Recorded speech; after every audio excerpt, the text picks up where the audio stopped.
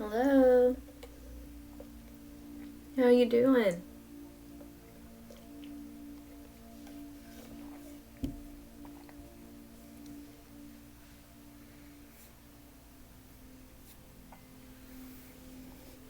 Hey, hun.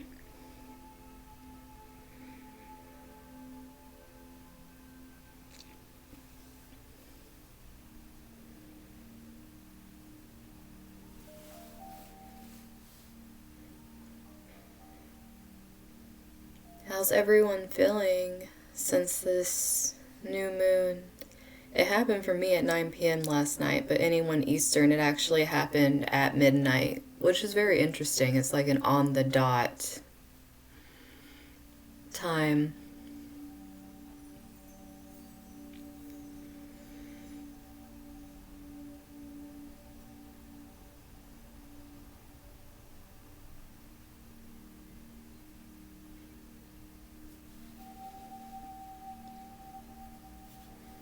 My day's been pretty good. How about you guys?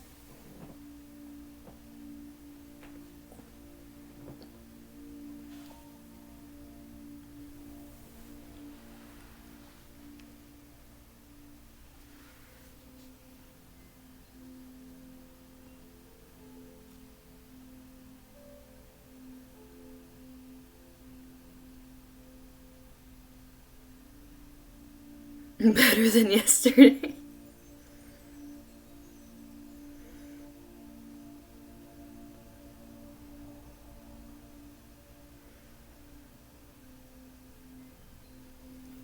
Sometimes that can happen. Didn't that, I think that happened to Jess on the full moon.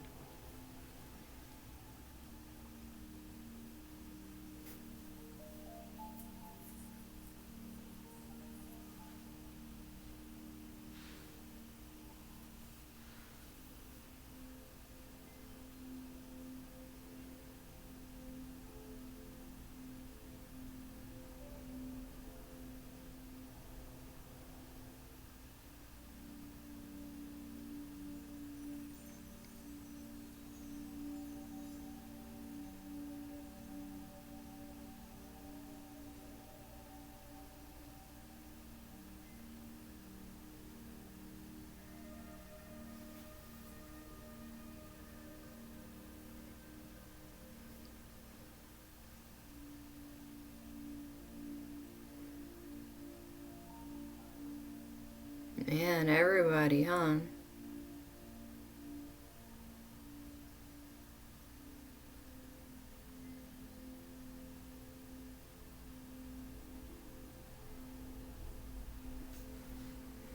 Hey, Ruby.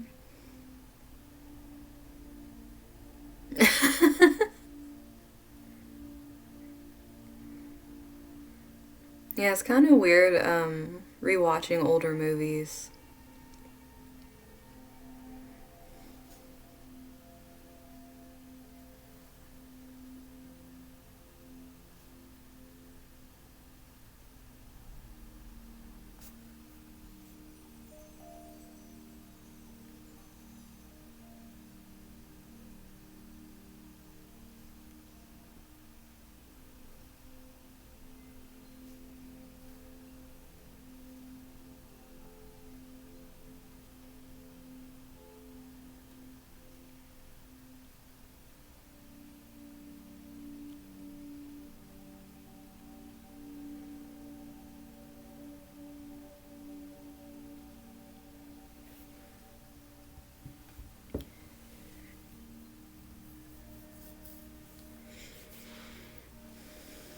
But yeah, so since we kind of have everybody, I don't know what it is with music like this lately, but it just chills me out more than it used to. But probably a good thing. But let's go ahead and, because I have two charts I'm going to go over with you guys today. Because we're going to do the new moon chart, just kind of going over the new moon energy that we're sitting in right now.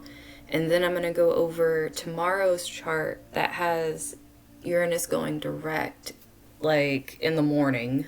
So, I mean, for me, it's going to be 12 at noon, and for anyone EST, it's going to be in the afternoon. But like GMT time, which everything is in for some reason when you have to convert it, is going to be like 8 in the morning. So, for us, it's going to be later in the day, but Uranus is going direct tomorrow. So, I got both of those charts to go over with you guys.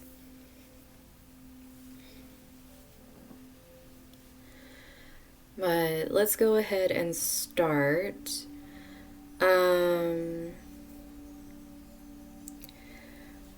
For one, less than 1 degree conjunct Pluto. Like I was saying, for a lot of people, a lot of healing. From what I was noticing from that collective reading yesterday, I know I joked about it in the chart, but with how heavy that came out, even with personal readings on top of the collective, healing some sexual shit was like all up in this. So, I mean, obviously, we have Mars and freaking Uranus squaring off against these things, but in the same energy. So it's like bringing that like sexual tension. So I can honestly see where a lot of that was coming from. This moon is just pulling that out of people, which I'm not gonna lie, that made me laugh a lot. And possibly also with the sextile to Neptune at the same time with everything. Very tight conjunction. It was just a whole lot of like, hey, let's reach into that subconscious and pull out the dirty dreams that we haven't talked about, or like even the things that we were scared to talk about before, and having more compassion for it, or being more open-minded, so to say. But what's interesting is how this new moon energy changed.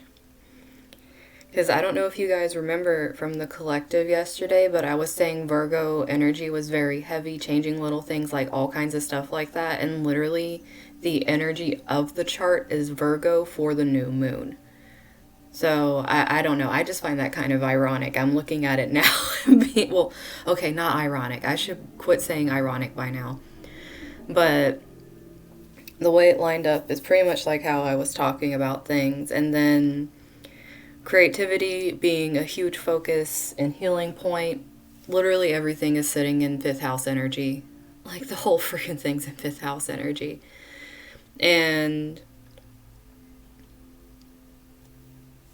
oh my goodness. And of course, healing. A lot of people are doing family healing in particular. Because romance is more like sexual healing right now. Might as well be playing that in the background today. But,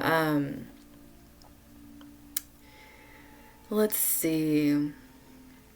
This full moon is just basically asking for, I mean, for some people, it's literally getting creative in the bedroom. I don't know why sexual tension is so high at this moon. But obviously, intimacy is very, like, looked on upon as a good thing during this new moon. Any kind of intimacy, to be honest. Honesty and intimacy. Because it's really teaching us a lot.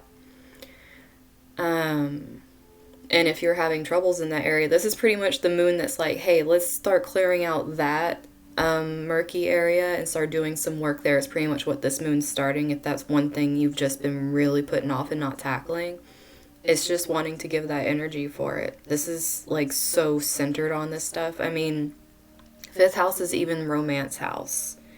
8th house holding the Mars and Chiron, you know, our healing and what we want to be doing right now, chilling out in there, which is usually ruled by Scorpio, that sexual energy, which is, yeah, you know, opposing Pluto. So, yeah, all that tension is just a whole lot of energy, and it's like we're learning things we didn't expect to learn right now, because Uranus is like that unexpected energy, but we're internalizing it still. It hasn't gone direct. So once this goes direct, a lot of this stuff that we've been feeling like tomorrow, because there's always the shadow energy of the moon. I have it on the next chart too, so we can actually look at what it's going to look like tomorrow when it goes direct. But in a way, it's just, I'm pretty sure if I would have looked at this before, that reading yesterday would have made total sense instead of me being like, why is this so centered on this shit? I mean, even marriage stuff that was coming out and divorce, I mean, having Neptune in this house of partnerships and everything, things were either getting dissolved that weren't working or things were being figured out that could work, and like having compassion towards it. But this, I mean, looking at this makes sense since my readings were for the new moon itself. So it's kind of interesting to look at that and see how the energies match up. But since we've been talking about the new moon for a while, let's kind of, I mean, unless you guys have specific questions about how this new moon is sitting in your chart, we can like look at that. Unless you guys want to go on to the Uranus energy and how that's shifting tomorrow. I'm going to let you guys decide on what you want to spend time on today. I mean, we can spend time on both. I'm not saying one or the other, but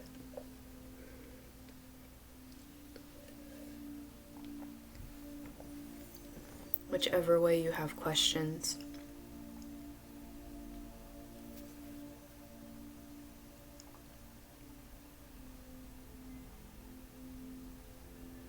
Both sound fun.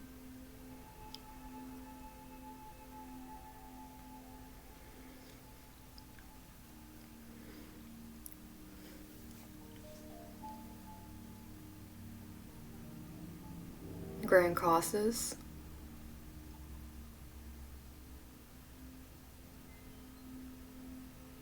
I like how it repeated your message. I'm like, wait, what? But yeah, I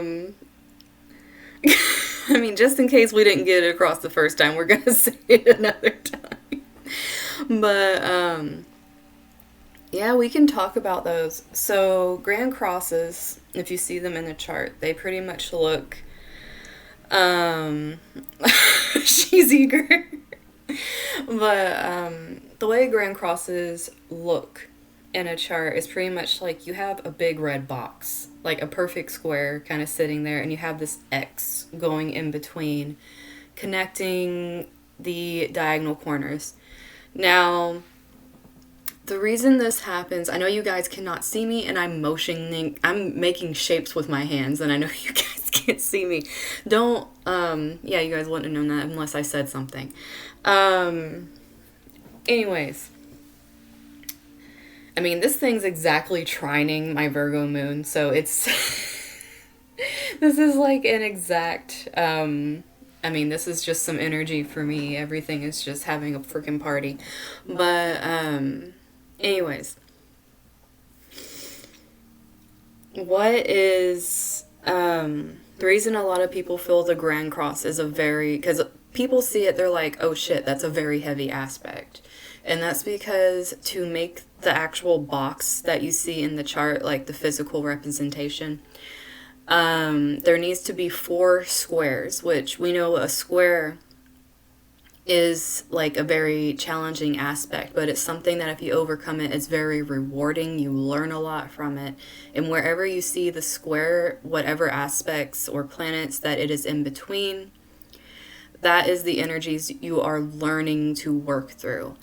Now, you have 4 of those. So you're going to be, and plus they're all tied together, because that's what happens when you have all these things that connect. And that's why it's called a Grand Cross, is literally everything connects to form it. That means these energies are at play with each other. So you don't just have one square that you're thinking about isolated making the square box in the chart. It's literally you have to look between the 2 points that connect each one and put those together. And then there is the grand, like, kind of X looking thing, which probably gave the Grand Cross its name, that is made up of 2 oppositions, because we know with opposition it means balance. We need to balance these energies in order to learn what we need to, instead of like something head on, like pushing through it with the challenge. This is more of learning the balance in the middle. Yeah, it's made up out of 2 T-squares.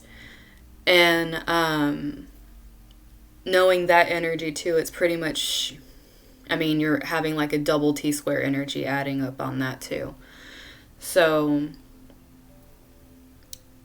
having this happening, it's like you are literally polarized all over your whole chart. And you're having to learn a lot of things, overcome a lot of things in order to be able to find the balance and the reward from doing this. Obviously, a lot of people are just like, this is a bunch of bullshit and I don't want to deal with it. But at the same time, when you work through these,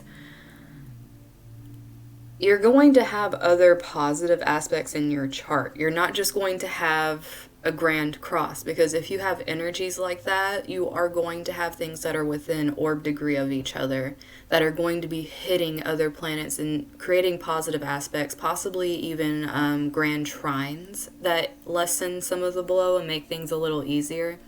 But it's learning to use the energies is basically what it is. It can seem like a really harsh aspect, but if, like I said, you just have to know how to work it like anything. I mean, if you look at mystic rectangles, everyone's like, oh, it's sextiles and trines, but there's oppositions in it too. So if you have a bunch of them, like I got sitting in mine, it's like you literally have like 6 or 8 oppositions that you're trying to balance out between multiple points over and over again, even though there's the things kind of lessening the blow. It's like, you know, you're still having to learn a lot of balance. And it's like having 2 different types of energies you're trying to learn at the same time. But, I mean, I hope that makes enough sense for you guys. I mean, I wish I had a drawing tool. I want to figure out how to get that on here, because there is a way you can just, like, put stuff across the screen and actually write and stuff. I got to figure that out. But I'd be able to kind of draw it so you could see. Maybe I can just do a thing here. We can...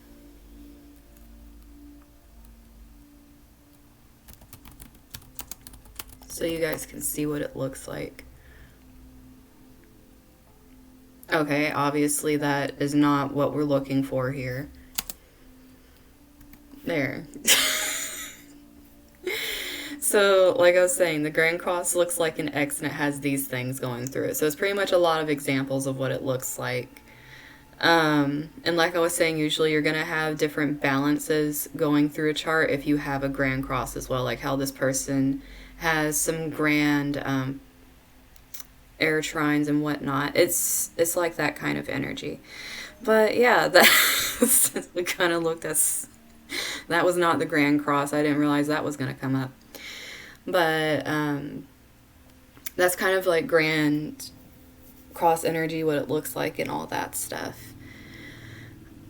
Now, any other I don't mind answering questions like that either if you guys want to understand stuff. It doesn't have to be like, I mean, Ruby's obviously more advanced on knowing certain things and she's been diving into it a lot. So if there's things you want to know on a smaller scale, like don't feel like, okay, that was a little above my head. You can ask for an explanation about something that's smaller. Like, don't feel like it's one way or the other. Like, I'm spectrum ready over here. But, like I was saying, oh, you're welcome. If you have new moon ones, or we can just go to the Uranus thing since we discussed that. Oh, I like how it's saying drink your water and I was picking up my smoothie.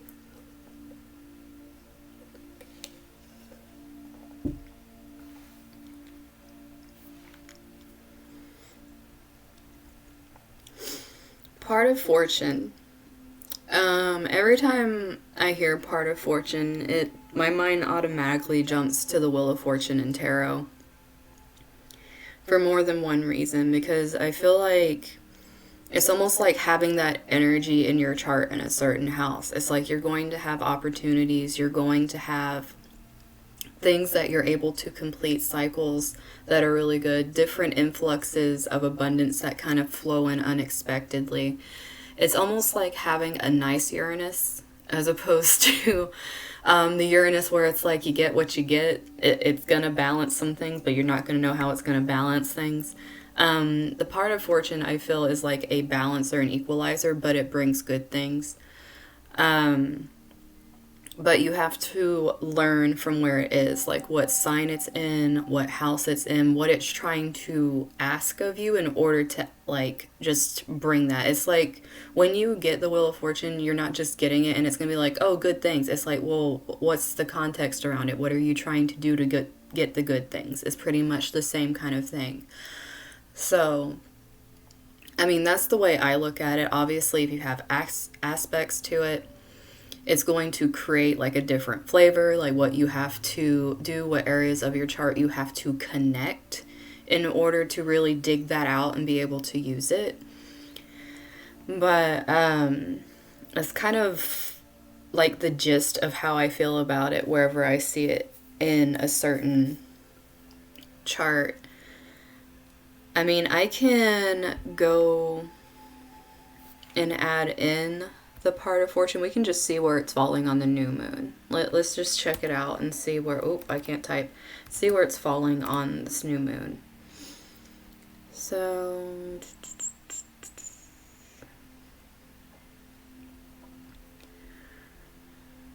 oh wait, I clicked the wrong thing. I want,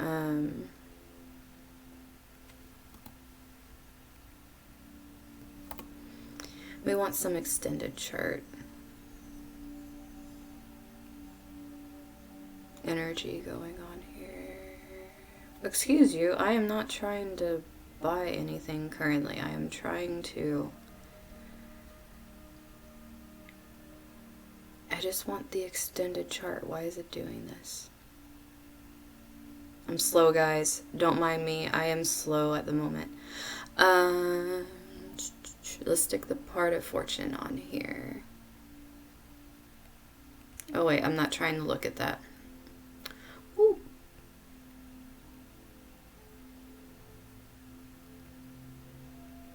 I like using Placidus. There is obviously a billion things you can choose there if you're interested in learning different things. But let's go ahead and look at obviously, part of fortune, different name is the same thing. So let's go ahead and check it out here. Boom, boom, boom. Why is this like humongo? This is what I was thinking. It's so weird. And it's exact. Ooh. Okay, guys, don't mind me. I'm over here getting like a freaking nerd moment over here. Okay, that's just really interesting because, oh wow, that is so cool. This is what I was thinking and why Virgo was so heavy at this. Oh, this makes so much sense. I love when astrology points this shit out. Exact 1018 on the ascendant dot like energy. It is Virgo energy literally for this new moon. If you do Virgo energy, it is the best thing that you can do right now. This is so freaking cool. I'm not gonna lie, I'm like nerding out. You guys can see why astrology makes me excited purely because of stuff like this. Like when I see connections and stuff and then it like literally links into tarot, it's like, okay, this is like what I tell you guys when you do something and then it's like you trust it and then all of a sudden there's confirmation. You just saw live confirmation for me and how I get excited about stuff. But anyways, like I was saying yesterday, the best you can get out of this new moon energy is by tending to those tiny details, those little tweaks, and that's what's going to be like the big change. Like literally, this moon's thing is abundance. Like that's the name of this new moon. But you just have to do where it's like pulling you. But for everyone, it might not seem like this huge thing, but we're just having to change little things in our routines, literally to get the blessing here that's coming from this moon. It's like the little things, the certain ways we might have little, like, points where it's like we try to either communicate or, like, some people going through that sexual healing energy. It might just be something minor where you actually say what you want and your partner just didn't know because they're not, versed well in telepathy, but it's like being able to do those things, or possibly if that has nothing to do with what's going on with you, it's doing the little tweaks that are needed in order to progress, like either career wise or towards your ambitions, what you want to learn, advancing in the workplace. There's just like, there's some little things that need to be changed, and it makes a major difference. It literally causes transformation and opens a lot of new things up, purely because you're doing the little things. It's the little things, guys, like literally. That is just so cool though. I am not gonna lie. That's like really freaking cool. Yeah. But yeah, you guys are pulling your own Wheel of Fortune card. What are you doing with it? um yeah, it's that 10 energy. It's completion. It's moving forward after completing things. And it's like opportunities roll, basically. Because it's like, it makes me think of the Wheel of Fortune, but the 10 is also the world. And it's just like, create your world, change the little things that are needed right now, the little things that help your health. Like I was saying yesterday, I mean, if you didn't see the live yesterday, after seeing this chart, if you go watch the collective from yesterday, you're going to be like, what the because of everything that came out, and I didn't know where the frick it was coming from, but we were just going to go with it. This is literally it. I read the new moon's energy. So if you're doing that this week, if you haven't been doing it, this is the perfect week to start the little changes. It will stick with you. It will be a good foundation. No matter what part of your life this needs to happen in. If it's in multiple areas, you got that Taurus energy mixing with that Mars over there. It's like giving you the drive to just dig your feet in and do what you got to do, get dirty. But whatever you put your mind to and you do right now is going to stick. It's not going to be like pass by moment. Whatever changes you make in the areas you need right now is definitely going to be very beneficial, and it's going to stay. For a lot of people, it has to do with inner child healing, though, allowing yourself to express those things that are very repressed, or healing through traumas from childhood.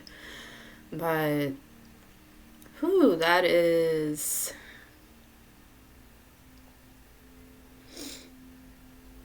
Hey, Rajan.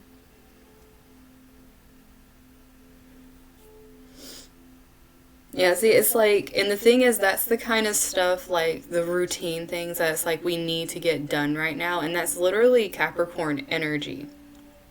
If you're, like, dealing, like, I mean, I know all that kind of stuff is supposed to be more, like, I mean, 6th house with health, obviously, Virgo, but, when you're thinking of taxes and all that kind of stuff coming from 8th house energy, which, I mean, like I said, we have that Mars in there, with that Taurus energy, it's like really pulling on that stuff and just going, hey, I'm going to do it. And it's like, when you do it, you're actually being pulled, like, that's showing a really good point in your intuition, because it's almost like you were connected to know doing those things yesterday would be connected directly to the outcome, which means doing those is going to be a good outcome. It's literally sitting, I mean, to the second or whatever, just sitting on the ascendant line. But, yeah, that is anyone that did little things yesterday that you needed to do, or for the rest of the week, like I'm saying, plus Taurus is going, like, with that Uranus energy also going direct tomorrow. It's like, unexpected things are going to be happening. But working with this new moon energy and doing the little tweaks, I feel is going to bring about a lot more change than being very erratic and trying to really bolster through and do huge things. I think that's where we're going to see a lot of backlash with this Uranus going direct. Because I know I'm not looking at the chart yet, but if Uranus is going direct and you've been doing really brash things, really huge things, that's the kind of energy you're getting back. And if it's been huge things that were unseemly, you're going to get that back in an unseemly way. Like I said, karma full force. It came out yesterday too. But if, say, you've been doing little things for a long time, you've been trying to change, it's going to be unexpected just how much you get back from doing those little changes and working with the energy of the new moon. So it's pretty much like accumulation of that energy.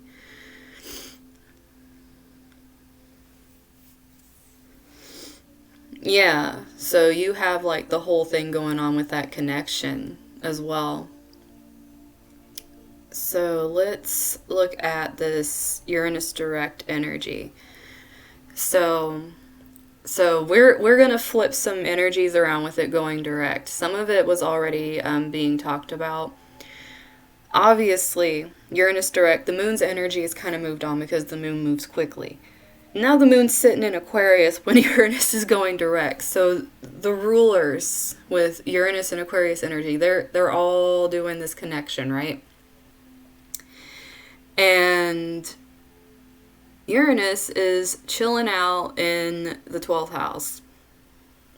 And I don't know if you guys have been noticing themes that have been happening lately when I've been reading charts, but if there's an interception, usually there's been a lot of very heavy energy in the actual house that the interception, like how we have 12th house, like tons of 12th house energy sitting over here, and Pisces is intercepted. It's like that kind of thing. Same thing with this Virgo energy. But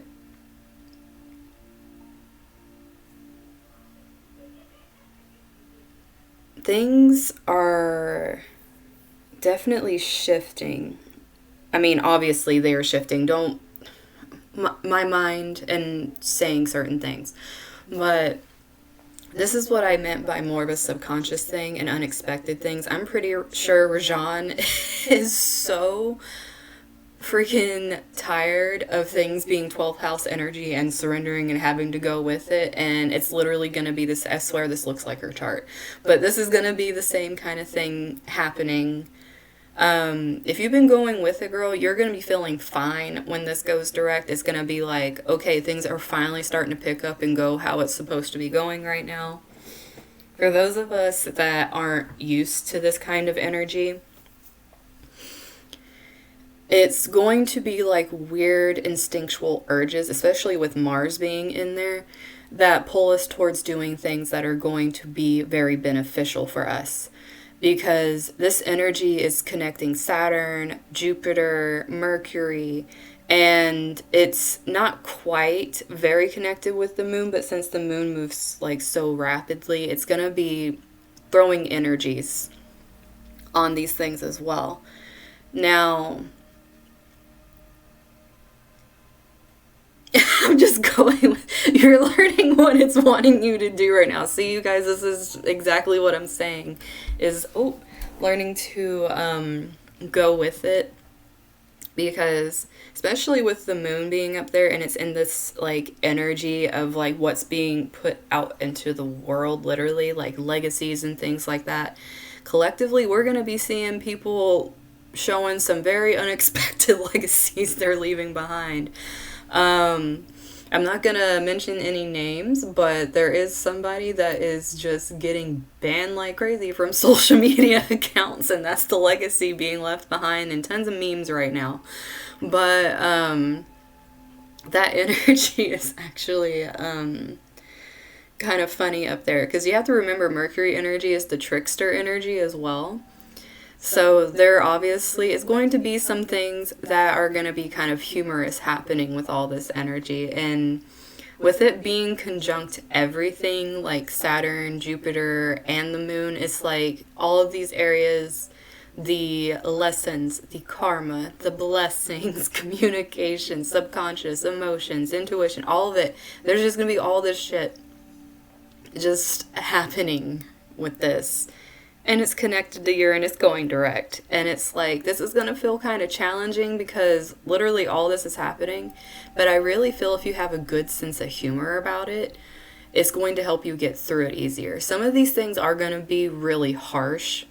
And of course, you know, don't be rude with your sense of humor, but it's always good for your own mental health to kind of unplug and do something that releases some of the energy. Because if you are literally just really saturating yourself in certain things and it's having a toll on you, like it's going to affect every area of your life, of you, everything. So this Aquarius energy, especially with this moon, is like allow yourself to detach from the collective energies and focus more on your internal energies, because you need to understand how you're feeling right now with everything that's going on. It's pretty much what it's doing. It is showing you what's going on. You need to understand how you feel, not how everybody in the world feels. You need to understand how you feel about what's going on, which is why this is being pulled in there. But obviously, as a collective, this is going to be happening on a subconscious level. So all of this energy just is pulling up and creating, like I was telling you guys, squares, challenges out the yin yang with all this energy. You're going to be seeing some weird shit. I mean, we got the sign and the planet of weird doing all this. There's just going to be really weird, unexpected shit. And, obviously, some of us are going to be very in tune to it. Look at Grace over there doing stuff at the exact time and then asking about part of fortune, and it's actually sitting on there. So it's like some of us are very in tune right now to certain things happening, and that's going to be helping us, because we're going to see things and be going, okay, like I'm understanding this, or maybe you're even getting insight before certain things are happening. But this is going to be very interesting, especially once the sun moves into Aquarius as well, because that in itself is just going to create even more. It's like, let's get extra is pretty much what's going on. And we're going to be having an Aquarius stellium once we start having the new moons and full moons as well. So this direct, almost said direct hit, coming from this Uranus direct energy is like a big whew coming out. And I like how it's trining Venus, and it's at the 6th degree. So there's definitely a lot of like Venus energy sitting, and it's in the sign of Taurus, Venus energy. There is tons of Venus energy being activated with this going direct and doing all these things. And a big focus on relationships. Even though Venus is in Capricorn, there's a focus on relationships right now. And this 12th house energy is almost like bringing the unexpected out in relationships. Having that drive to understand them in the first place. Because having this square energy with Chiron, even though it's not showing it, this square energy going to Venus from the Chiron, it's going to be kind of challenging for some of us to understand where people are coming from, because they're coming from a place of pain. For others, they're going to be straight up vocalizing this and not understanding why they can't shut their mouth about it and just be like brash and saying things, especially when it's coming from this place of like, why aren't you guys trying to learn more about a situation, especially if it's in close relationships or if it's something that they felt stifled from childhood and they're trying to express it now. It's really going to be coming out heavy. And you have to be careful with the ideology thing. Like I said, going down the rabbit hole, getting too wrapped up in certain things, because this energy can definitely lend to that. With this Pisces intercepted energy in the 11th house, the 11th house energy is having Aquarius energy rolling over it too. I'm telling you guys, there's going to be so much random shit just happening. With this going direct, it's going to be a little, we can just go ahead and call it crazy. It's going to be crazy. Know where you're at is going to be very important, because it's going to be kind of hard to understand that, because with this interception and it's holding Neptune, some people are, like I said, that delusion that was like starting to pick up heavy yesterday, it's like some people don't even know where the hell it's coming from now. They don't even understand it. It is just like this autopilot that is happening and making it to where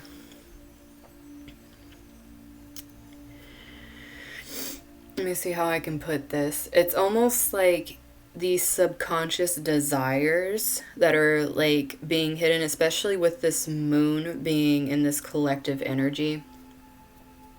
It's bringing certain things and just throwing them on the internet.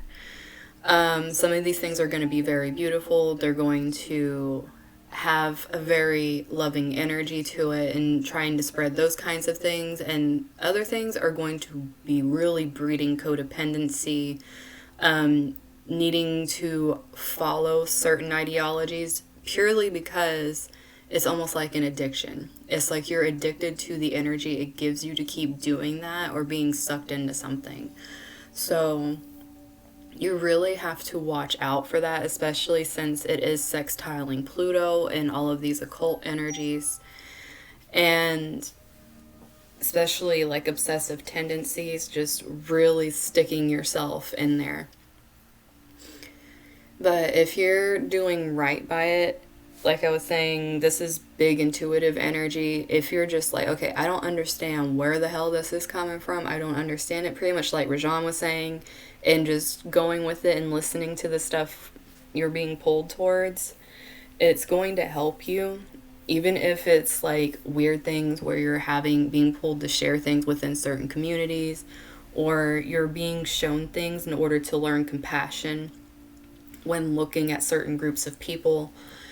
It's going to be that kind of energy, but it's also going to be things that are bringing hidden truths out, because with this Uranus energy and how unexpected things can happen with it, it's going to create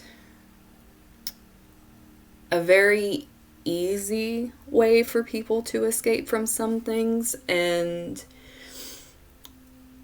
let me see how I can put this. It's almost like some people are really going to be tempting fate and thinking that they have the luck on their side with this. Don't be trying that shit. It is not going to come back the way you think it is, and that's literally being delusional. Like, if you are really thinking like you're going to be able to pull wool over like whatever you believe, your guides, the universe, whatever, pulling it over their eyes like, oh no, you can't see what I'm doing. Oh, I mean, you're going to definitely, I can just put a picture of that freaking card from yesterday with the freaking tea leaf things where it's like you're going to be reaping karma big time. But all this energy is in stuff that is supposed to bring us comfort, like that Taurus energy. So people are going to become very like pace forward towards that, and then that's what's going to be creating these kind of otherworldly energies to come in and try to create that. Also, there could be a lot of balance trying to come in and trying to make that more the norm, because since that balancing energy is what is ruling the 6th house here, it's almost like trying to bring a balance to what's happening in the day-to-day, what's happening in health, what's happening in work environments, things happening with animals, environment. There's just so much with that energy. It's like things are trying to balance out right now.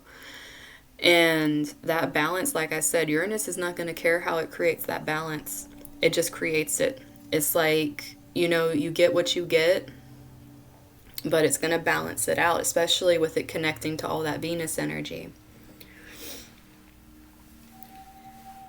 But do you guys have questions about where this is hitting in your charts or different things like that? Or what it's doing, or what the new moon was doing with all of its stuff?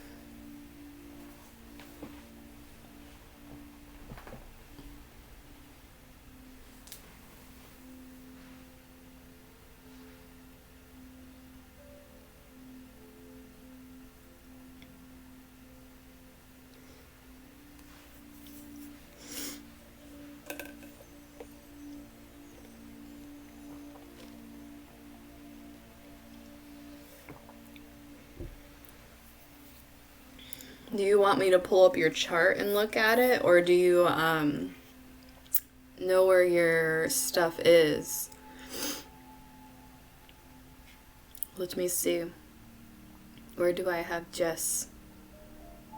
Pretty sure I have you on here somewhere. That's not the right Jess, because I put Jess as Jess. There we go. See? I have Jess as Jess. Let's see.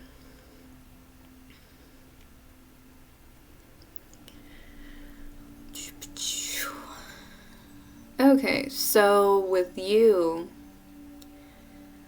the Neptune is conjunct your North Node. In your Pisces ruled 10th house,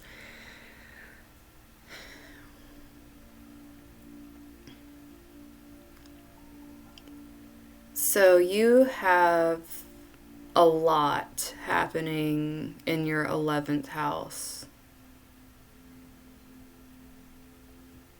And you got a sneaky Chiron chilling in your 10th too, conjunct your Mars. So with this energy, definitely, it's not conjunct your moon yet. It's gonna have to be at least 11 degrees, like both Uranus and Mars, to be conjunct your moon, but it's still sitting in the energy with your moon.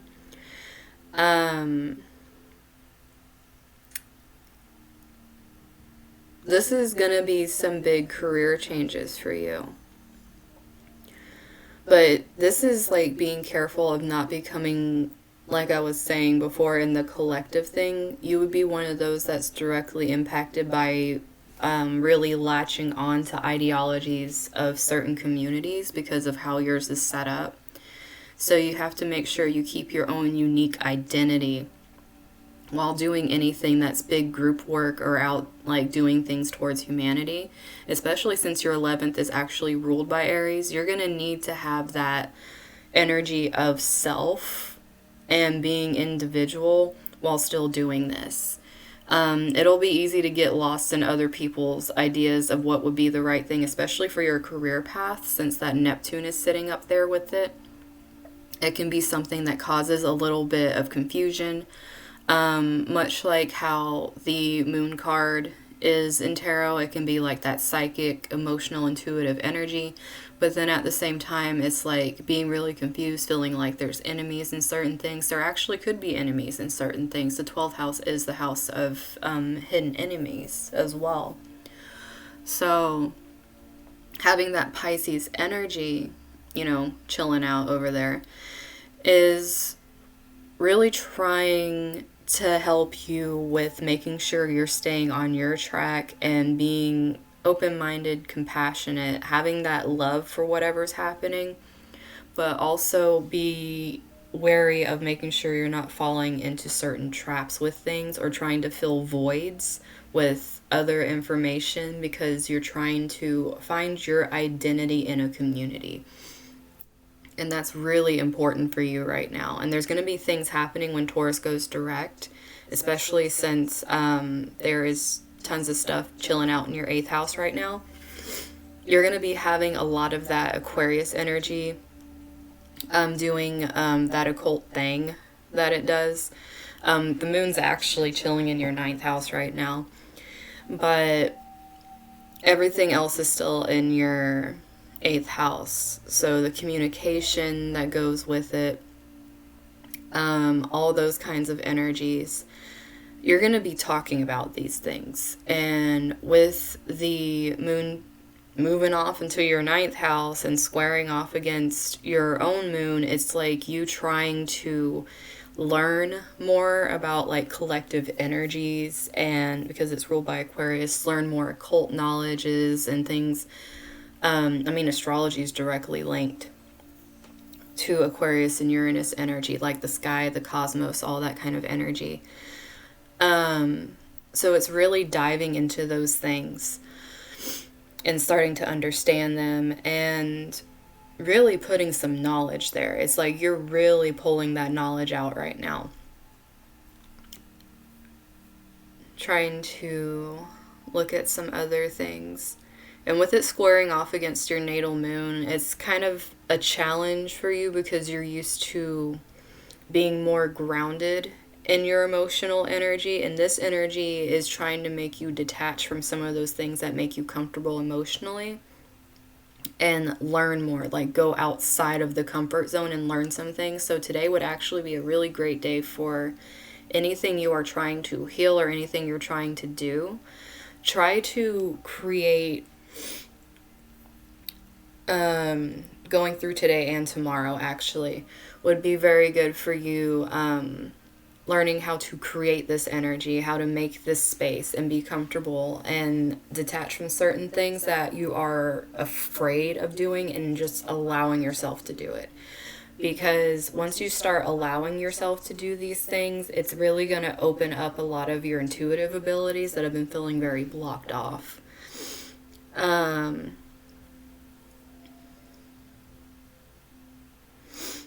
Your Taurus moon hates you.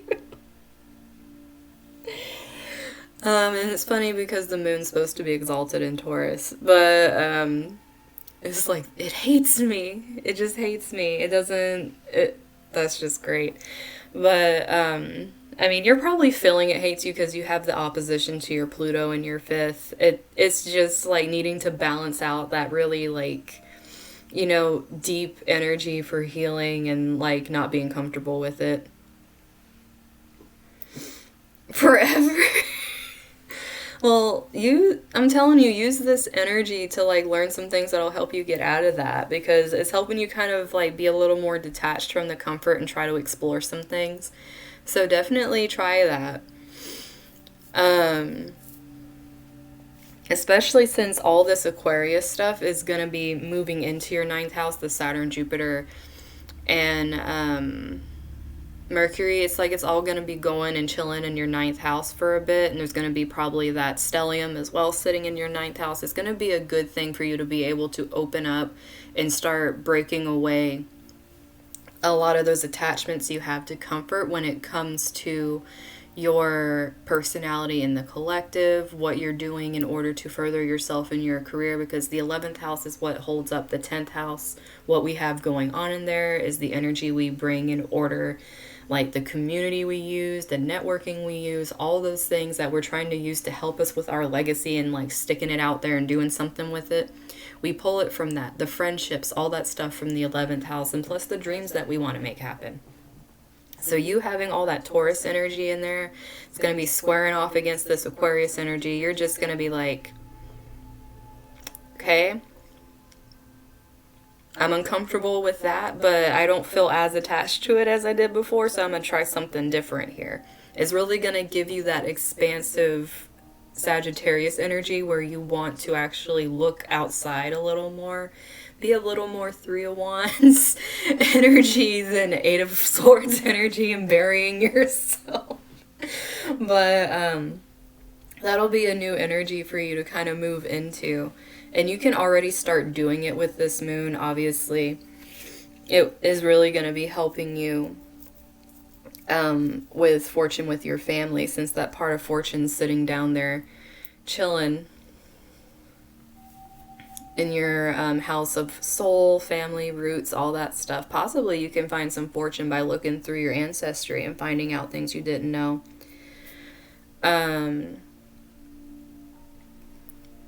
Getting unexpected things from family ties. Okay, Nightbot's just having the time of his life right now. He hasn't talked in a while, so he wants to come out and share the news.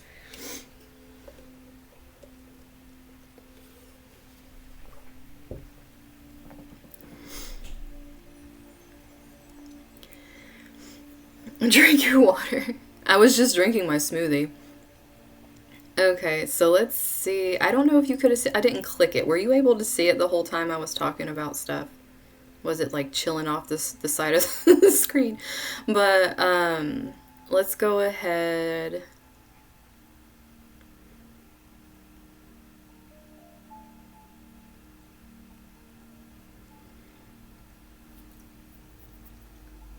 You're welcome, Jess.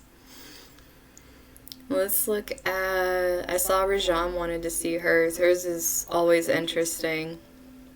Let's see what's going on.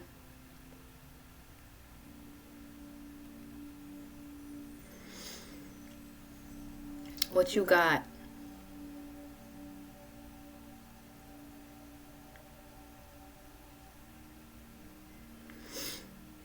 Okay, so we got Rajan here. Right now, she still has that lovely Capricorn fun happening in her 9th house. She's got quite a bit of that Aquarius stuff happening. Actually, I think most of it. I think even, isn't Saturn currently, I'm going to click your transits right here because I can't remember the exact degree Saturn's at right now. Yeah, even Saturn's moved itself into your 10th house. It's like it's scooted. It's like barely in there.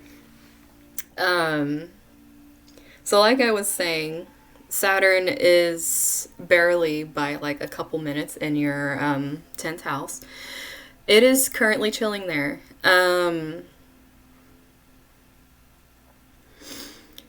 You are really about to embark on some interesting times here. You are going into your Saturn return. It has commenced. It's like in the house where it is. So definitely, like I was saying, you have the stuff going on. You have your Mercury chilling out in your 12th too. You have the Mars, which ties back to this Aries energy because, you know, Aries, Mars energy, the rulership. So you're having a lot of back and forth energy right now.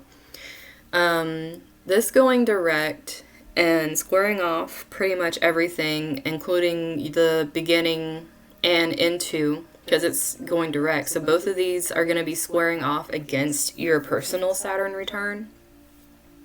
It actually already is because it's 6 degrees and that's like, you know, the 8th degree orb. So yeah, you are literally having squares from Mars and Uranus pretty much as long as it's in Taurus, because until you get to like close to like 21 degrees, it's going to be squaring off.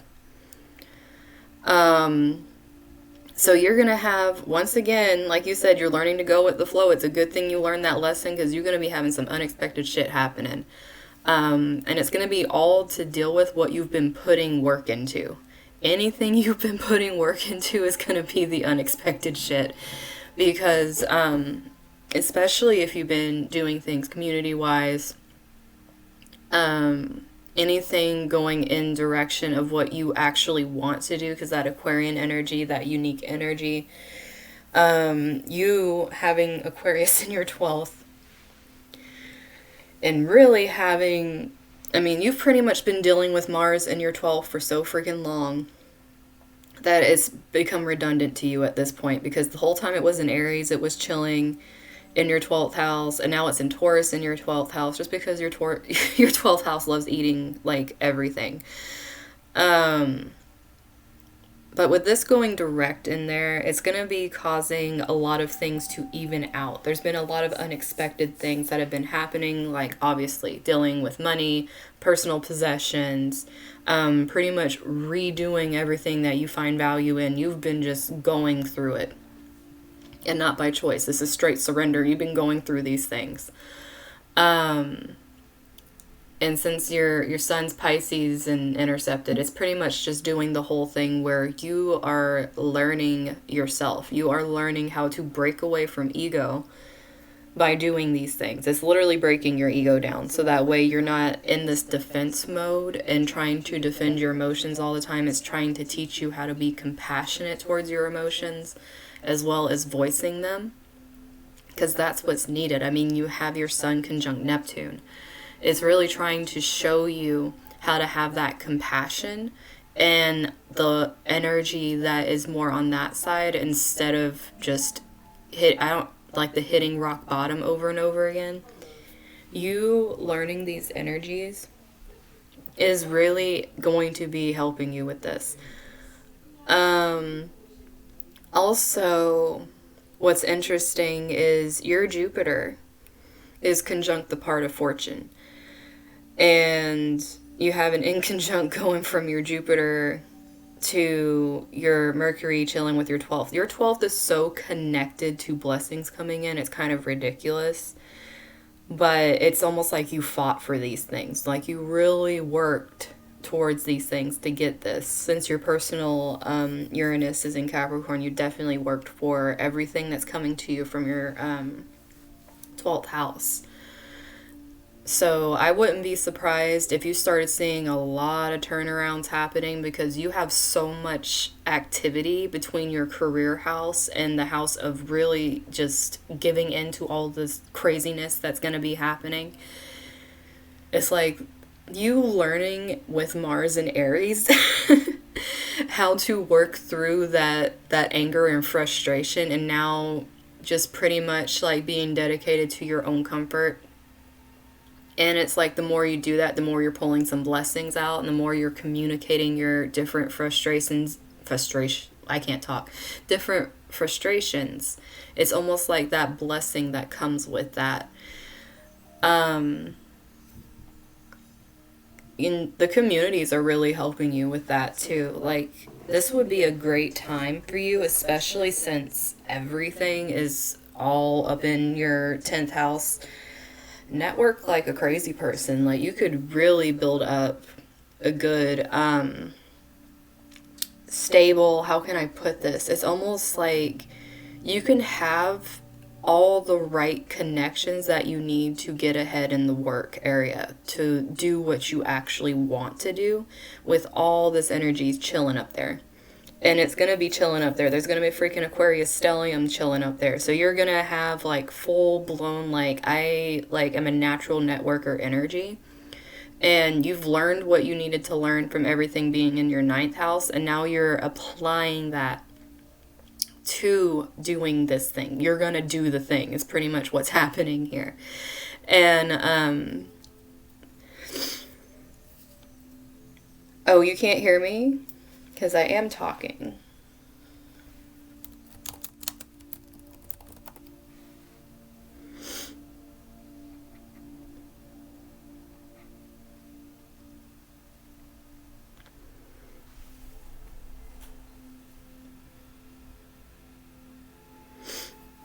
Okay. Then it's your fault. All this unexpected stuff. Rajan, we're cutting you off. You have to come watch this by yourself later. Oh my goodness.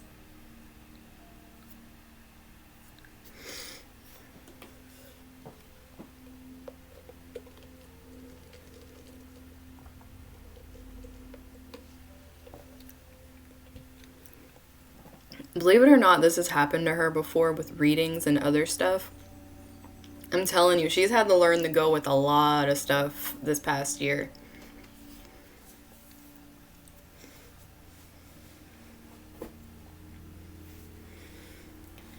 But also your natal moon is trining everything until it gets to 9 degrees. So pretty much everything that is transiting into your 10th house, it is currently trining. So it's like, girl, you're just getting all of this bolster of like time to communicate and create your network that's going to just boost you. So if you're being made to make your comfort area, and your comfort area is literally finding that balance in your routine and being able to be yourself in your home environment with your family, like literally heal that space so it is your place, you are really going to be able to just be there and find whatever you need to. It's going to be like the master finder, basically. And it will come to you naturally.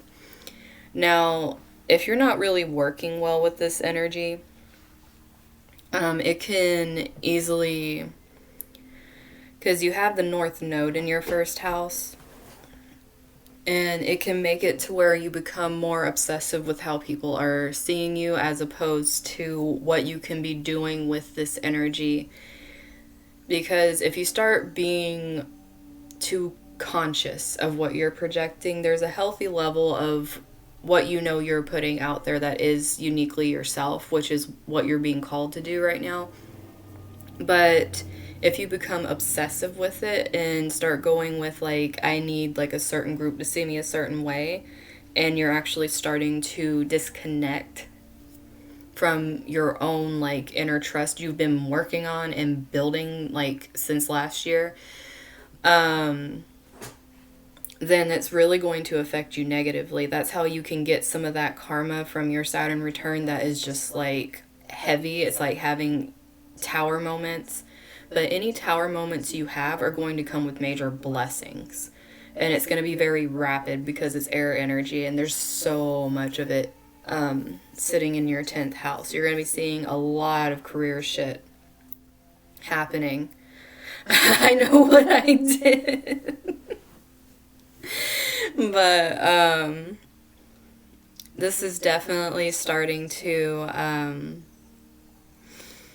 move its way from the learning stage to the we're putting in the work right now stage. Like, things are going to start changing. Structures are going to be built from the ground up now.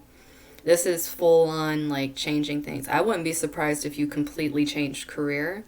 But if you don't, being at home, this would be the perfect time to use everything you've been learning and to kind of network with it and build something else while you're being made to sit still.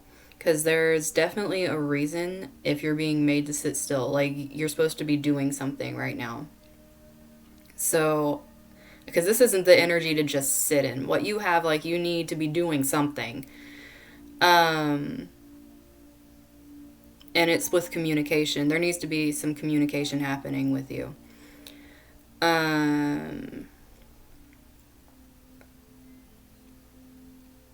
Trying to see if there's so much energy of trying to expand your knowledge in certain areas right now. And anything you try to work towards, that you try to learn more from right now, is going to bring in those blessings too.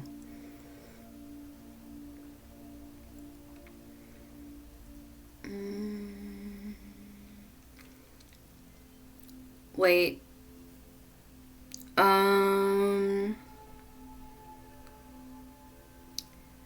3, 4. Wait, Jupiter is 5. Saturn 3. Venus 6. I think Venus is, Mercury is currently in conjunct your Jupiter as well. You might have a yod point actually pointing to your Jupiter. Because it's very close. Yeah, it's within the 2 degrees. You have a yod. Rajan, for you thinking you only had this, you actually have a yod going from this Mercury, from where it's sitting, and pointing to your Jupiter. So your Jupiter is actually the point of a yod right now, and it's conjunct the part of fortune. You are supposed to be getting some freaking blessings from what you've been doing right now. Very rapidly. I'm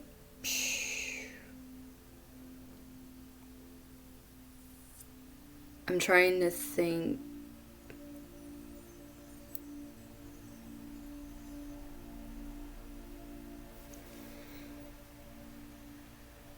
And probably about a couple more days as well.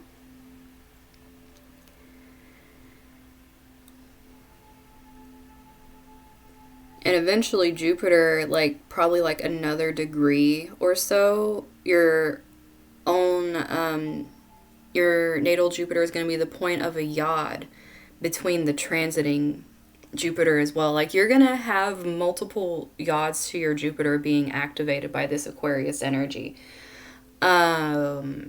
Yeah, you're meant to be getting some blessings right now. Obviously being hit by a bus was not all in vain. Obviously, it's like, I'm telling you, your chart's a meme, but now you have this energy that's like, Jupiter moves slow too. So once it moves that degree, You're going to be sitting for a bit because it needs to go through at least, because it's going to be going, let's see, Jupiter's at 5. Once it hits that 6, it's going to be in that 2-degree range. And it has to go all the way to about 10 degrees. So you have about 4 degrees of that making a yod thing to your Jupiter. Which 4 degrees with a transiting Jupiter takes a bit. Obviously, it was back on the 21st of December that it hit 0. And it's at 8 degrees and it's almost the end of this month. So it's pretty much like a while, like at least a month of you feeling this energy. And it's going to be a very strong pull. You're already feeling some of it with this Mercury doing this. But yeah, you got Yod pointing at blessings, internal blessings. And what's interesting is yours is in Virgo, which is pretty much what this moon wants. It wants you to do the little things that are good for you to get the blessings. You are so lined up for getting things right now. Just put your stuff in and do what you need to do. Do the little things. Don't think of the big things. Do some little things throughout the day that are good for you. Change little aspects, like I was saying. Whatever you connected with that you might need to change, jump on it and do it. It's bringing some major blessings for you right now. Like, this is meant to be happening for you right now. You're just in here, yay! But what's interesting is right now it's your Mercury and the transiting Mercury making a yod to the blessings. So it's communication. So using your communication that you've been learning going through last year with your own natal Mercury, like learning how to express yourself in a better way, and then now doing it more publicly, this is going to bring you some stuff here. Because you had to learn how to let go and surrender the fact that you just need to start communicating properly. And now it's like, okay, I'm more detached because I've learned that, but I still have the drive to talk and learn and do these things. So this is, yeah, do your little tweaks you need to do, what you're waiting on. If you're putting little things off, that's actually going to be good for you, and you know it will. Even if it's just making like a little creative space for yourself and writing like to-do lists. There can be so many things, but it's like the little things that you put off with yourself, like, and you neglect to do other things for other people. Now's the time to start doing what you need to, and it's going to just bring in some blessings. Once Jupiter moves there, you're going to be having like a blessing planet doing a thing to your blessing planet with your Mercury. So it's like still communicating your truth and getting blessings from doing that.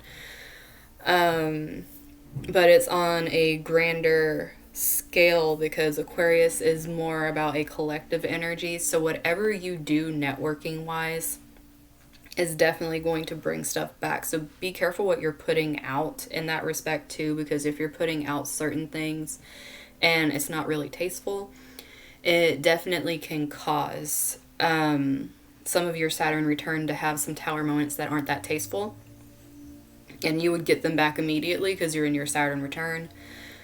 But yeah, like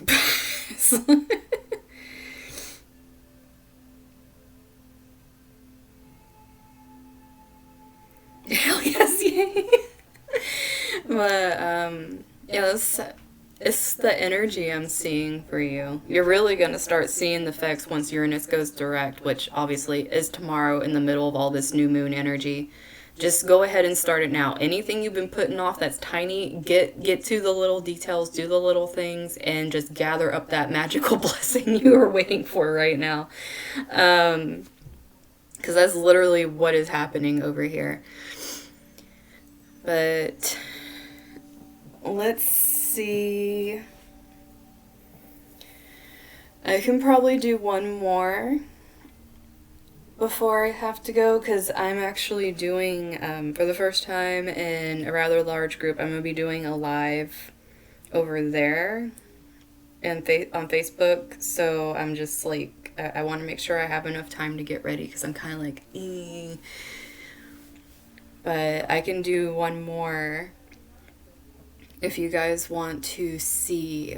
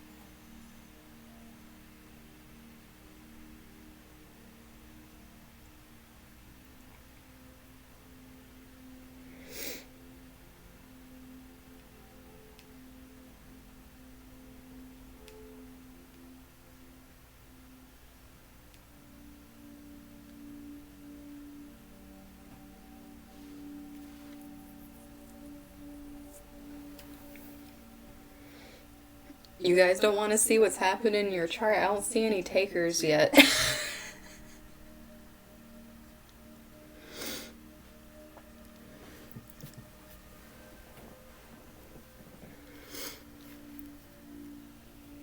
I know Rajan's happy with hers.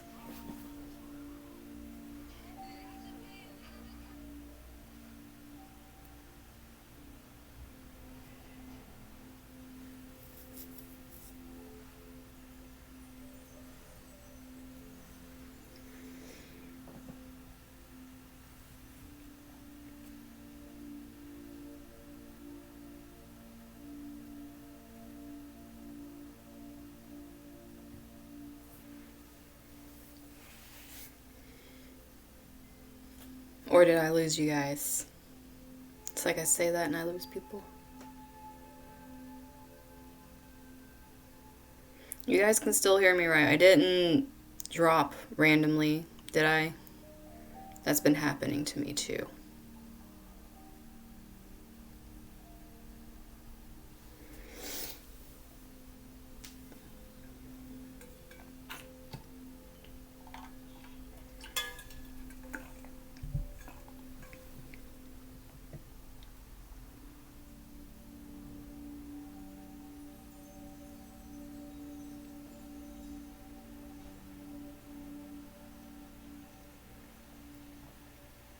Starting to think I lost you guys.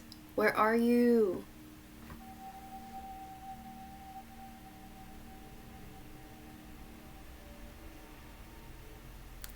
You're doing the Virgo thing. Let's rearrange some things.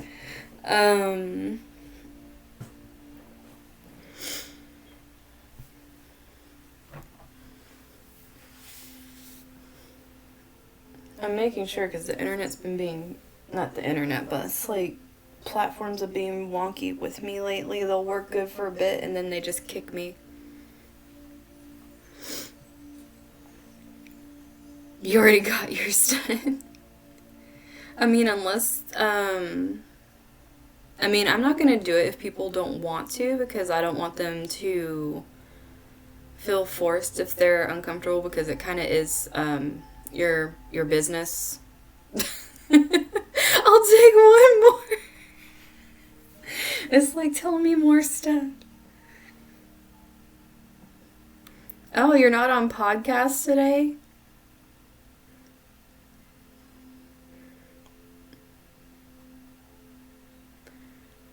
Okay, we gotta do Ruby's because she's not on podcast.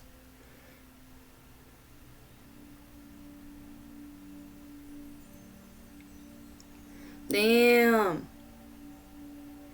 Everything's in Ruby's 4th house. You're having a party in there.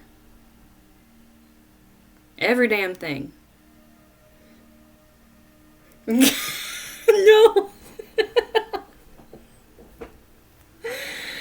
Oh my gosh, literally everything is scooted into your 4th house.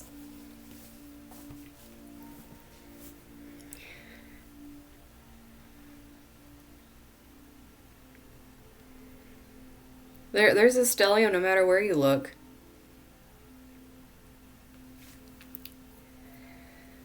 But yeah, you got some nice grand air trines happening right now too. You kind of started the air party with a couple. Um,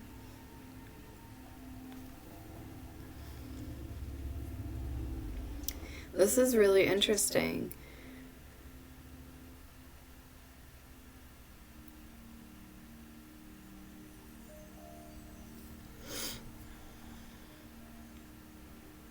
I mean, this Uranus going direct is going to be sextiling your Jupiter, so anything that's kind of like that wound up feeling where things have been like pretty much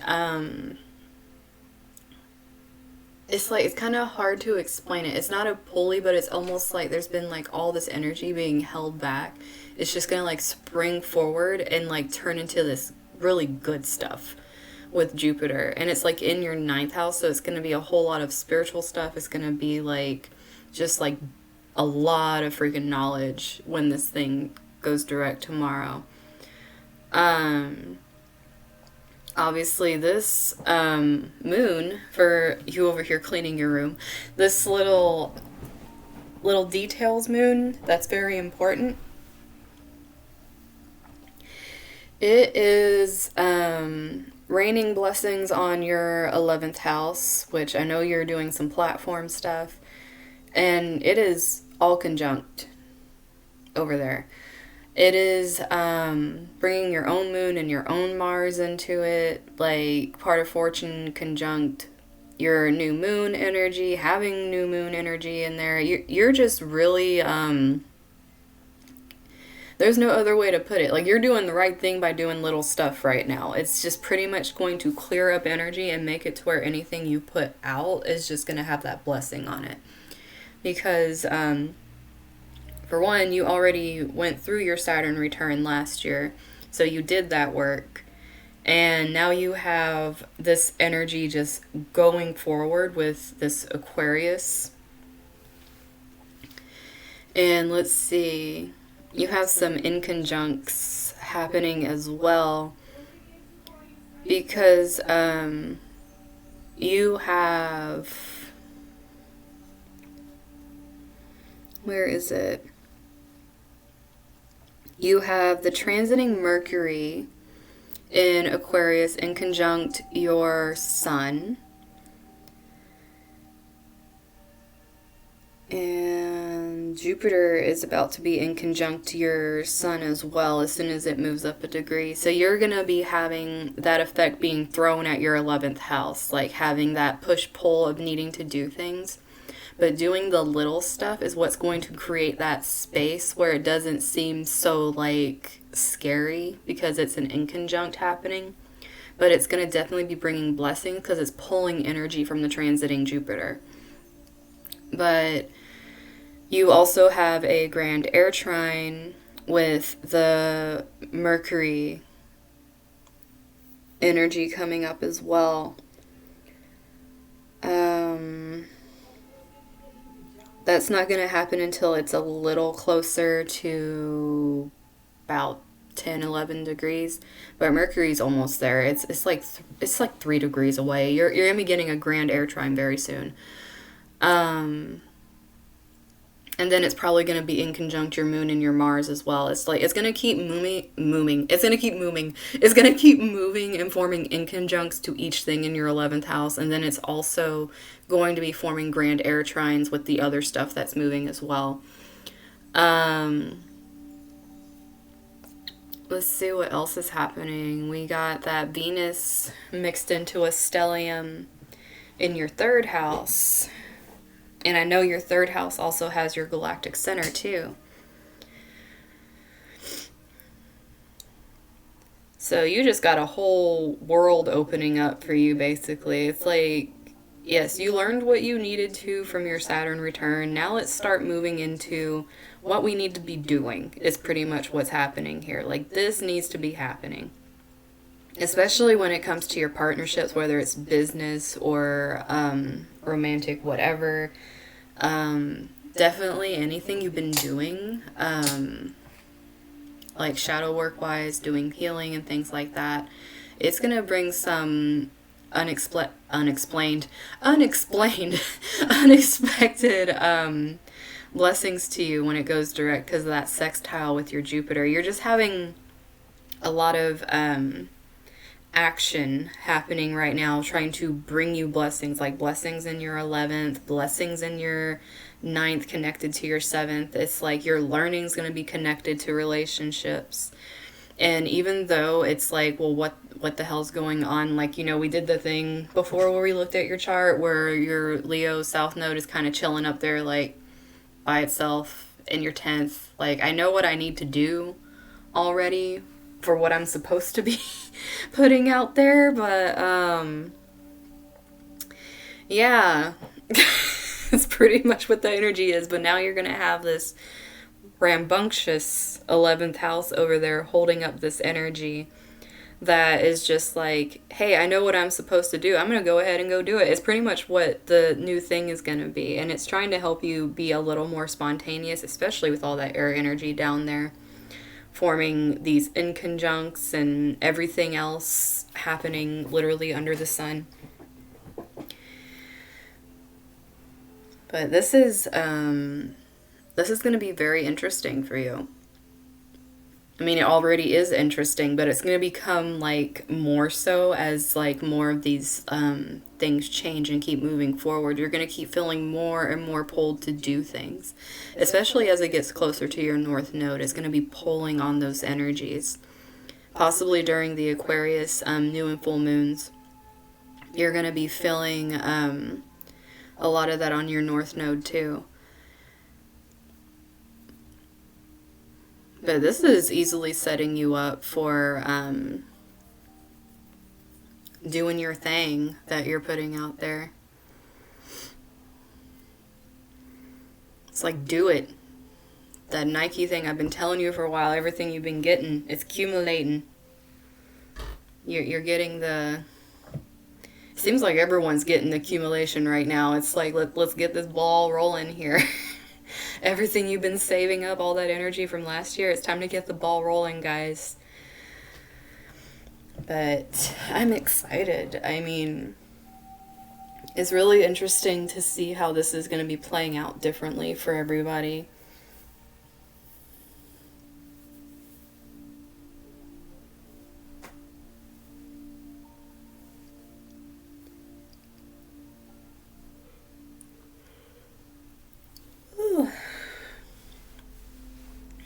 But yeah. And I chose today to do this while everything's doing that Virgo thing in my 3rd house as well.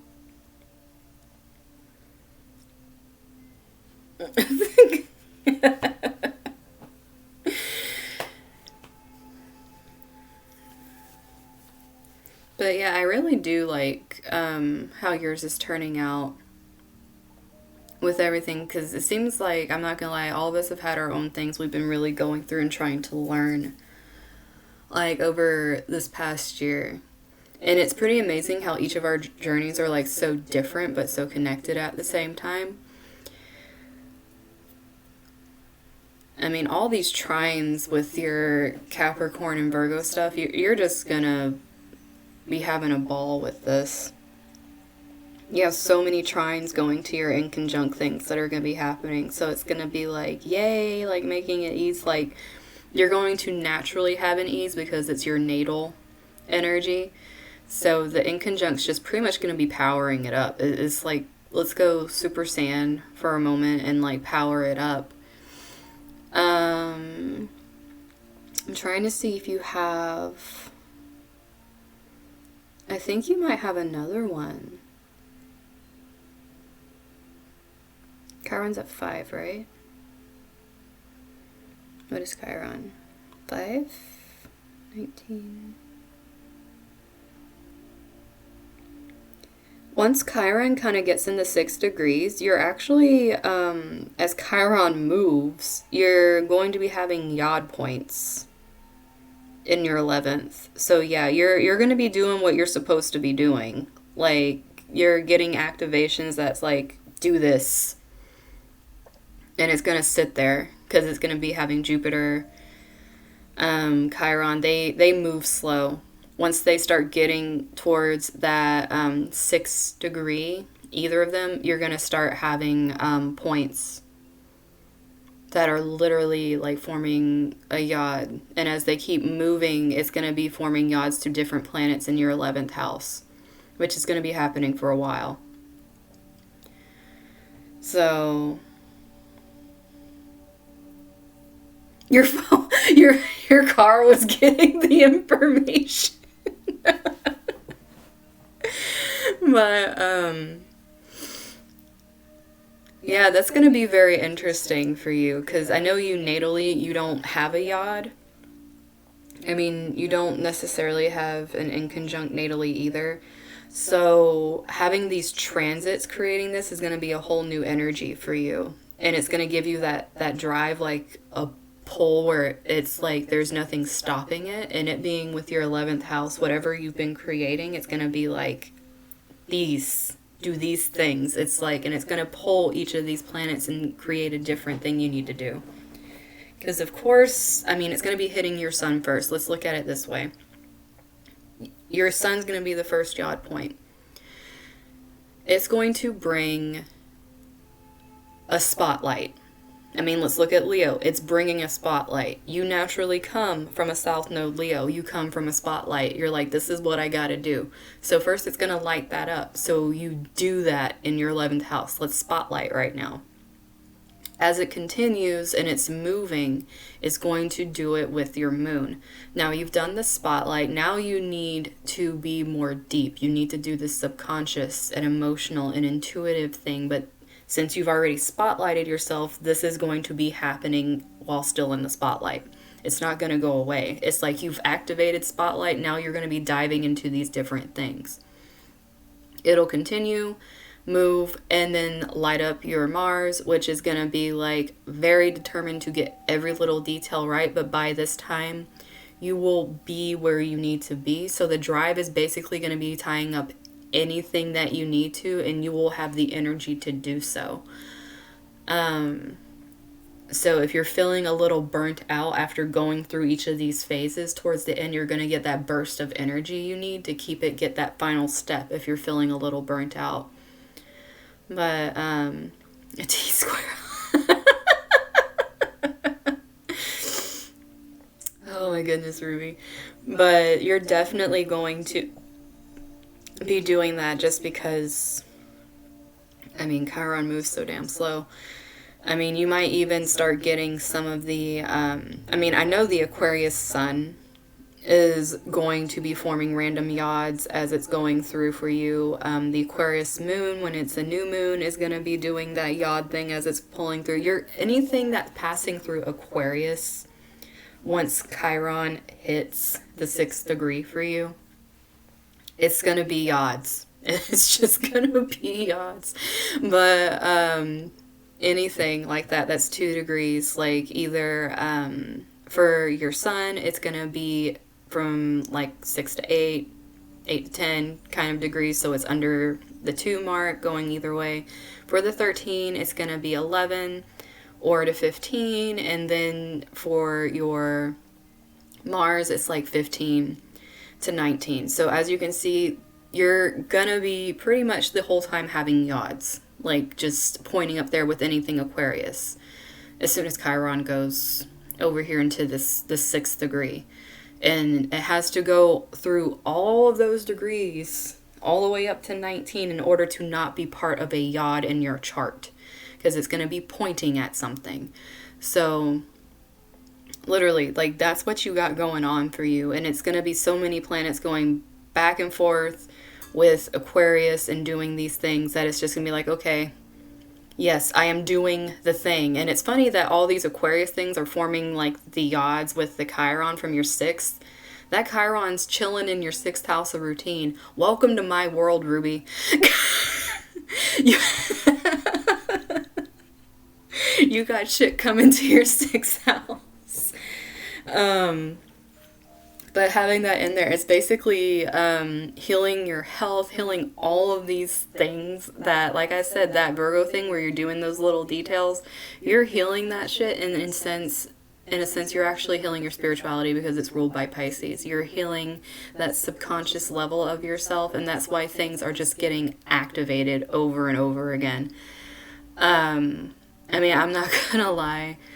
Anything that hits Leo from a 7 to an 11 degree activates my yod. Anything from 12 to 8 degrees Gemini activates my yod. And anything Capricorn from, my brain stopped, from 6 to 10 activates my yod in Capricorn. So I just have that keeps happening over and over again because I have one. It just keeps activating it. But with you, your Chiron's going to be like, hey, we're going to make multiple and just have some fun with it. We're going to do this, just have a good time. And for those of you that have things in Virgo at these degrees, or have Virgo degrees, period, with Chiron, especially earlier, you're definitely going to be having the same kind of effect that Ruby's having. Just, even if it's one, it might not be multiple in a row where it's just going on for eons like hers is. But if you have an early degree or a middle degree, something like that, eventually these are going to link up. You're going to have a natal, like, Virgo planet making a yod.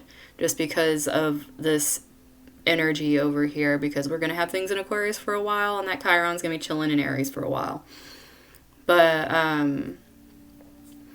I just think it's funny that your 6th house is getting activated as I'm over here with every damn thing under the sun in my 6th house, including the galactic center.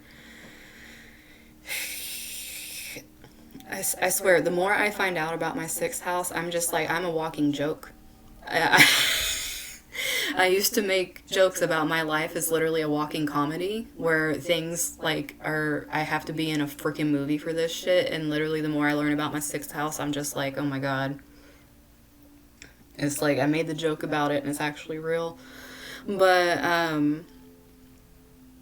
yeah, this is going to be very interesting. I mean, with other people, obviously, like Rajan, she's having her yod thing being activated as well with her own Jupiter. So a lot of us, quite possibly from these transits, like I was saying, different people are going to be getting different yod aspects just because of these transits, and it's going to be sitting with us for a while, just literally because these planets are very slow moving.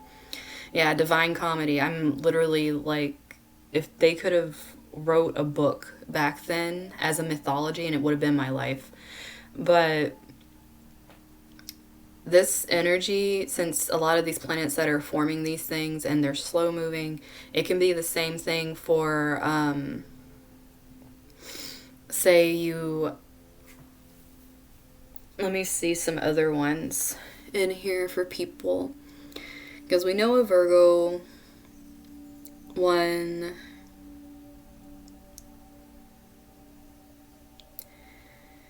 So if you have Libra, Ruby's gonna be like, are you freaking kidding me right now? I just found something else for you, Ruby.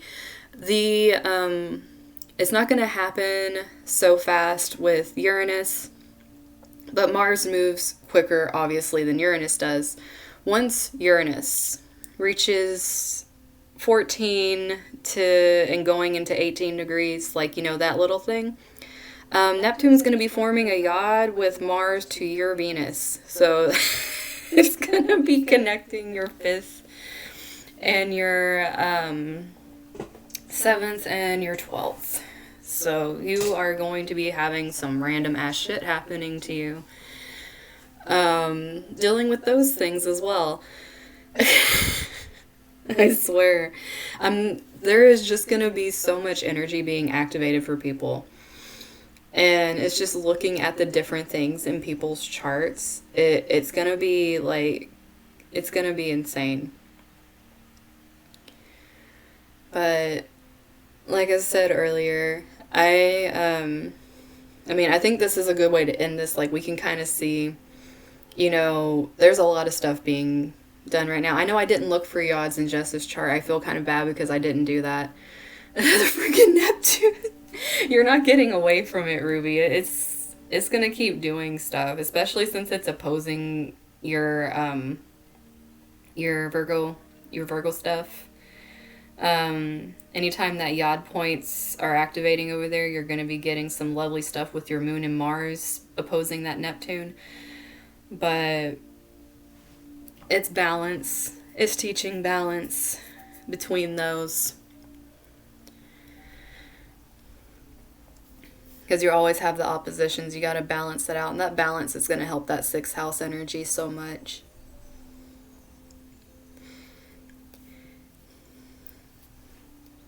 But yeah, I'll do a quick looky-loo at Jess's, since I didn't look for any yods in hers, and it makes me feel bad. Everyone else got a yod look. Let's see what's going on with Jess. Okay, so...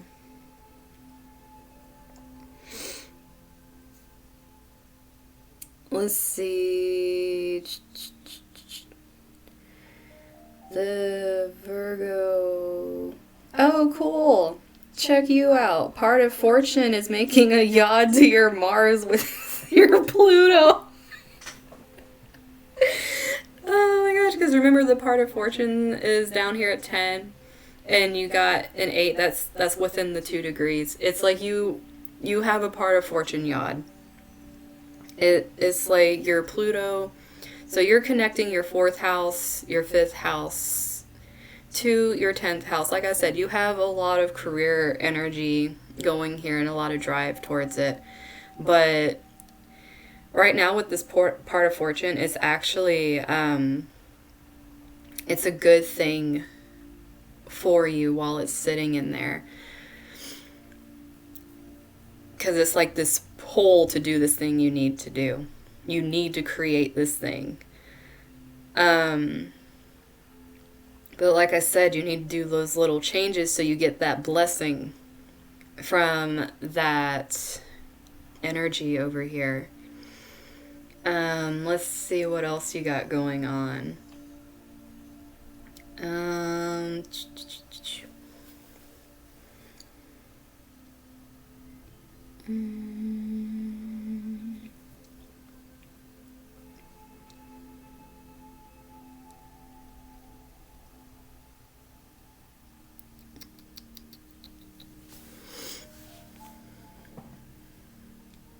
Trying to see if these Aquarian energies are doing anything.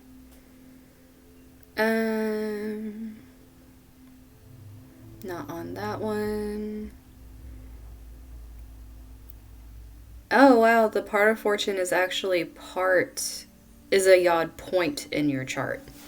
Because since it's down here, having this Aquarius and Aries energy, the Mercury and the Mars is actually forming a yod point down here at the part of Fortune. So your part of Fortune is pointing to your Mars as part of your Mars yod, and then you have your own natal Mars using this transiting Mercury to point at the part of Fortune. There's basically a whole lot of stuff with communication and getting shit done in the work world for you. Like, you just need to do this shit. Everyone needs to do it. Like, freaking, not like running off and having sex. Even though for some of you that's what you're doing right now in this energy. This is like that Nike energy, and I'm talking about the goddess, not the shoe. Nike is all about getting in there, and yes, Nike is a goddess. It's not just a freaking shoe. Like, they got that name from somewhere. The Just Do It came from Nike energy of just moving forward, going through things. I mean, they literally pulled their branding from mythology. That probably came out for a reason, to be honest with you. You need to do, I know you have branding, but if you're doing certain things, look at what connects to your branding with mythology. That might be something that can help you. I don't, like, that's like very random, but like you have this energy bouncing around about learning different things, applying these things, and being able to use it in career right now, but also being creative and spiritual about it, which obviously learning about mythology and adding it into certain aspects can be very spiritual and a lot more higher minded.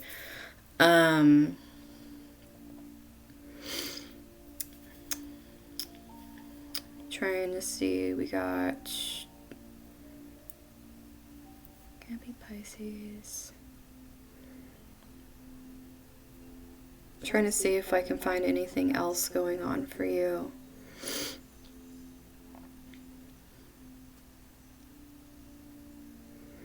Not seeing any off the top of my head.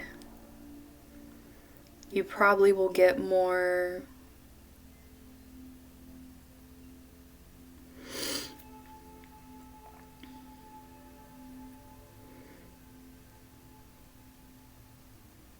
yeah, because some of your degrees are too far at the moment, natally, from the transiting ones to create other ones. But once you start getting some movement working with you,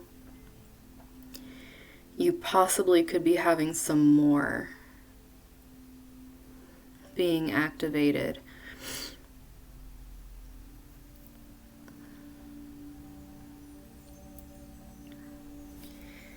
But I'm going to go ahead and leave it at that unless you guys have some extra questions.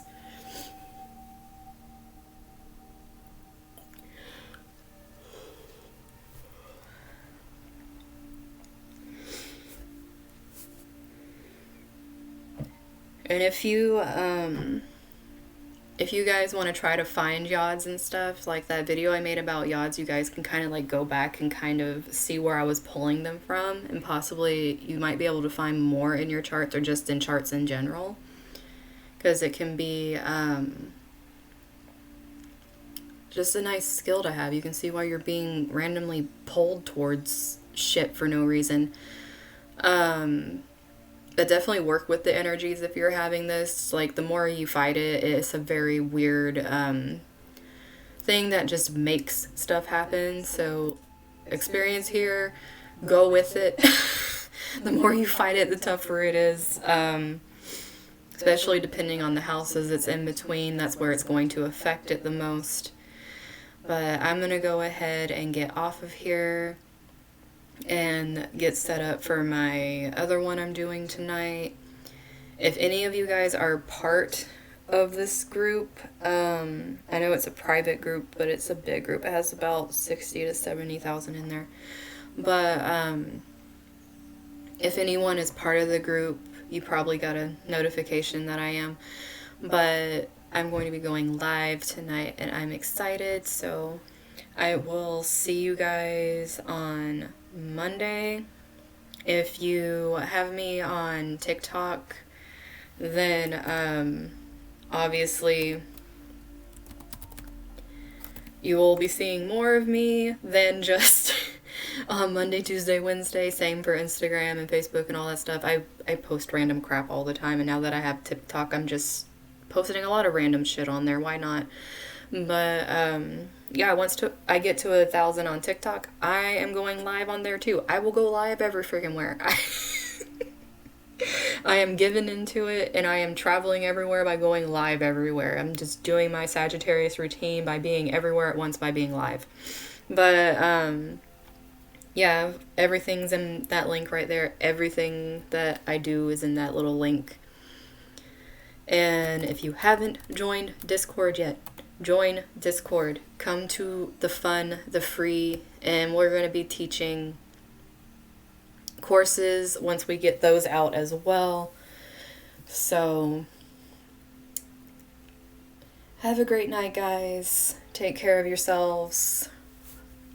Literally, Virgo energy. Do little things. Take care of yourself. It will be rewarded. And I will see you guys soon.